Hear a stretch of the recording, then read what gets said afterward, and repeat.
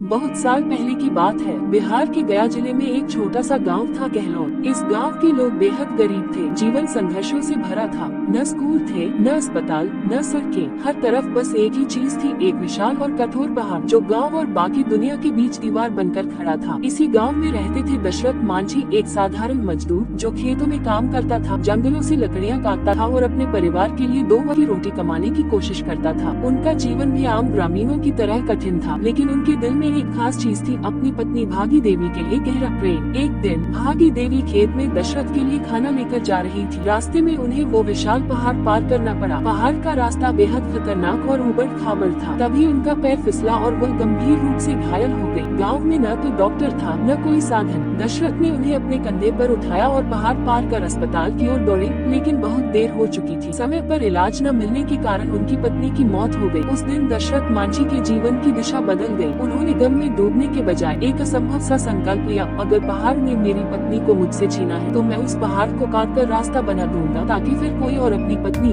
माँ, बच्चा या पिता को न खोए। उसके बाद शुरू हुआ एक ऐसा सफर जो आज भी लोगों को हैरान कर देता है। 1960 में सिर्फ एक छोटा सा हथौड़ा और छेनी लेकर दशरथ मांझी ने अकेले पहाड़ को काटना शुरू कर दिया। कोई साथ नहीं था, कोई साधन नहीं था, सरकार ने ध्यान नहीं दिया। गाँव वालों ने उनका मजाक उड़ाया, पागल हो गया है ये आदमी, अकेले पहाड़ काटेगा। लेकिन मांझी ने किसी की बात नहीं सुनी। हर सुबह वो उठे, चुपचाप अपने औजार उठाते और पहाड़ को चोट मारते। गर्मी हो या बारिश, सर्दी हो या तूफान, वो नहीं रुके। उनके हाथों में छाले पड़ते पड़ते खून निकलता, शरीर थक जाता, लेकिन इरादा अडिग था। 22 साल तक बिना थके, बिना रुके उन्होंने एक एक पत्थर को हटाया। उनके हाथों की लकीरों में पसीने की नहीं, संघर्ष की कहानियाँ थी। 1982 में जब लोग पहाड़ के उस पार गए तो दंग रह गए। वहाँ एक 360 फीट लंबा, 30 फीट चौड़ा और 25 फीट गहरा रास्ता था, बिल्कुल सीधा जैसे कोई सड़क। पहले जिस रास्ते से शहर पहुँचने में 55 किलोमीटर लगते थे, अब वही दूरी घटकर 15 किलोमीटर रह गई। एक अकेले आदमी ने सिर्फ प्रेम और जुनून की ताकत से वो कर दिखाया जो पूरी सरकारें मिलकर भी नहीं कर पाई। धीरे धीरे ये खबर फैलने लगी। माउंटेन मैन कहा, मीडिया ने उन्हें, सरकार ने सम्मान दिया, लोग श्रद्धा से उन्हें देखने आने लगे। उनकी जिंदगी पर एक फिल्म बनी,